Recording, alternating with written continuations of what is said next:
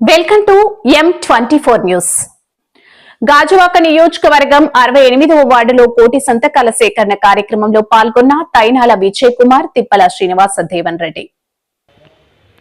గాజువాక నియోజకవర్గం 68వ వార్డులో కోటి సంతకాలు సేకరణ కార్యక్రమంలో పాల్గొన్న తైనాల విజయ్ కుమార్ గారు, తిప్పల శ్రీనివాస దేవన్ రెడ్డి గారు ఈరోజు గాజువాక ఉత్తర నియోజకవర్గం 68వ వార్డులో ప్రభుత్వ మెడికల్ కాలేజీలు ప్రైవేటీకరణకు వ్యతిరేకంగా కోటి సంతకాల సేకరణ కార్యక్రమం వార్డు కార్పొరేటర్ గుడివాడ అనూష లతీష్ గారు, రాష్ట్ర సంయుక్త కార్యదర్శి గుడివాడ లతీష్ గారి ఆధ్వర్యంలో నిర్వహించారు.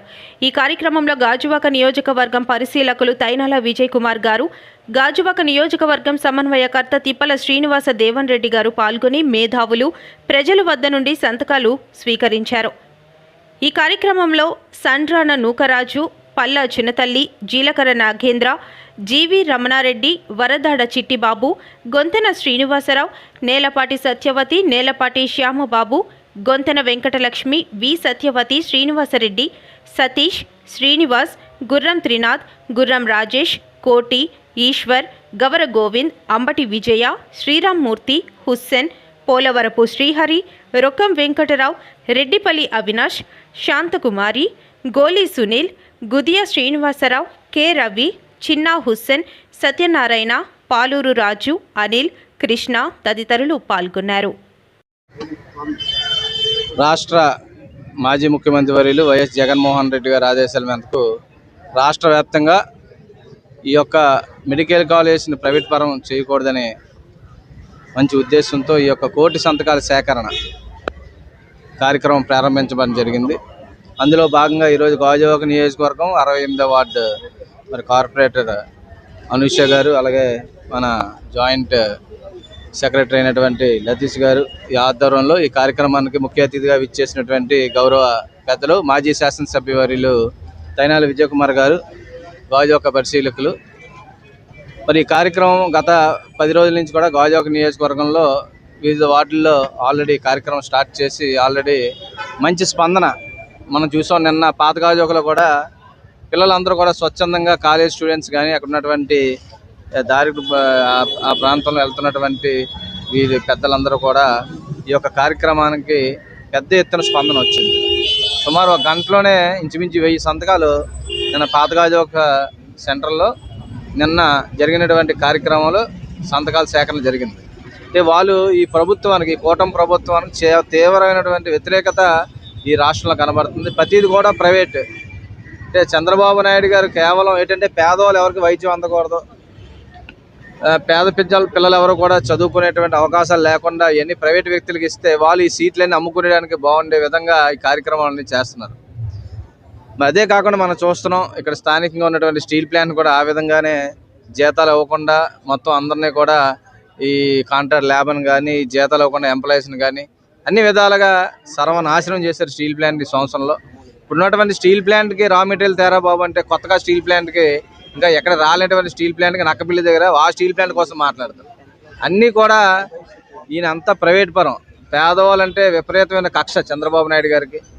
ఆ కక్షతోనే కేవలం ఈయన బాగుండాలి, ఇది కులం బాగుండాలి, ఈ విధంగానే ఆయన ఆలోచన అంతా కూడా ఈ అమరావతి బాగుండాలి, ఇది తప్ప మిగతా రాష్ట్రం అంతా ఏమైపోయినా మాకు సంబంధం లేదు అన్నట్టుగా ఓన్లీ రియల్ ఎస్టేట్ వ్యాపారం చేసుకున్నారు తప్ప మరో కార్యక్రమం చేయట్లేదు. మరి దీని మీద అన్ని విషయాల్లో కూడా ఈ ప్రభుత్వం ఫెయిల్ అయింది. ఈ యొక్క కోటి సంతకాల సేకరణలో కూడా పెద్ద ఎత్తున ప్రజల స్పందన కనబడుతుంది. ఈ ప్రైవేట్ కాలేజీలు ఎట్టి పరిస్థితుల్లో కూడా ఈ మెడికల్ కాలేజ్, గవర్నమెంట్ కాలేజీలు అన్నీ కూడా ప్రైవేట్ పరం కాకుండా ఈ సంతకాల సేకరణ చేసి మరి పార్టీ అధ్యక్షులు నియోజకవర్గంలో తైనాల విజయ్ కుమార్ గారి అధ్యక్షత ముఖ్య అతిథిగా దేవన్ రెడ్డి గారి సారథ్యంలో 68వ వార్డులో కార్పొరేటర్ గారు అనూష గారు, వార్డు ముఖ్య నాయకులు అందరూ పాల్గొని ఈరోజు కోటి సంతకాల సేకరణ కార్యక్రమాన్ని ప్రారంభించడం జరిగింది. ఈ కార్యక్రమం ముఖ్య ఉద్దేశం జగన్మోహన్ రెడ్డి గారు గత ప్రభుత్వంలో 17 కాలేజీలు ప్రారంభించారు. అందులో 5 కాలేజీలు పూర్తిగా ఓపెన్ చేశారు. కానీ ఇప్పుడు వచ్చిన కూటమి ప్రభుత్వం ఈ 17 కాలేజీలని ప్రైవేటీకరణ చేద్దామనేది కార్యక్రమాన్ని జీవోని వెంటనే రద్దు చేయాలని చెప్పి ఈ కోటి సంతకాల సేకరణ చేస్తున్నాం. ఈ కార్యక్రమం ప్రతి వార్డులోని ప్రతి బూత్లో దాదాపు ప్రతి ఇంటికి వెళ్ళి ప్రతి ఒక్కరి అభిప్రాయం తీసుకొని ఈ కార్యక్రమం సంతకాలు సేకరించి గవర్నర్ గారికి సబ్మిట్ చేయాలనేది ఈ ముఖ్య ఉద్దేశం. ఈ కార్యక్రమం ద్వారా ప్రజల్లో ముఖ్యంగా విద్యార్థుల్లోని విద్యార్థి తల్లిదండ్రుల్లోని అవేర్నెస్ తీసుకొచ్చి ఈ కార్యక్రమం ఎవరి కోసం అంటే రానున్న పిల్లల భవిష్యత్తు గురించి, పేదవాళ్ళకి విద్య దగ్గరగా ఉండాలని చెప్పి జగన్మోహన్ రెడ్డి గారి ఉద్దేశం. రానున్న కాలంలో కూడా ఇలాంటి జీవోలు రద్దు చేసి ఈ 17 మెడికల్ కాలేజీలని పీపీ విధానం రద్దు చేసి గవర్నమెంట్ రన్ చేస్తే పేద విద్యార్థులకి ఉపయోగకరంగా ఉంటాయనే ఉద్దేశంతో ఈ కార్యక్రమం చేయబడింది. ఈ కార్యక్రమాన్ని రానున్న కాలంలో అందరం జయప్రదం చేస్తామని మీ అందరికీ తెలియజేసుకుంటాం. అంత ఇచ్చారంటే పూర్తిగా విద్య, వైద్యం, వ్యవసాయం ఈ 3 రంగాల్లో కూడా ప్రత్యేకమైన కార్యక్రమాలు రూపొందించడమే కాదు, ఈ రాష్ట్రంలో పేదరికాన్ని నిర్మూలించాలని చెప్పి కొన్ని కార్యక్రమాలు చేయడం, ప్రజలకు ప్రభుత్వ తాలూకు సేవలు దగ్గర చేరువలో ఉండాలని చెప్పి సచివాలయ వ్యవస్థ తీసుకురావడం, ఇట్లా అనేక గొప్ప కార్యక్రమాలు చిరస్థాయిగా ఉండిపోయినవి చేయడం జరిగింది. అలాగే రాష్ట్రాలు పరిపాలనకి కష్టంగా ఉందని రాష్ట్రాలని 26 రాష్ట్రాలుగా తీర్చిదిద్దడం, 20 రాష్ట్రాలు అయిన తర్వాత ప్రతి రాష్ట్రానికి ఒక హాస్పిటల్ ఉండాలి. ప్రతి జిల్లాకి రాష్ట్రంలో మరి 26 జిల్లాలు కూడా ప్రతి జిల్లాకి ఒక హాస్పిటల్ ఉండాలి.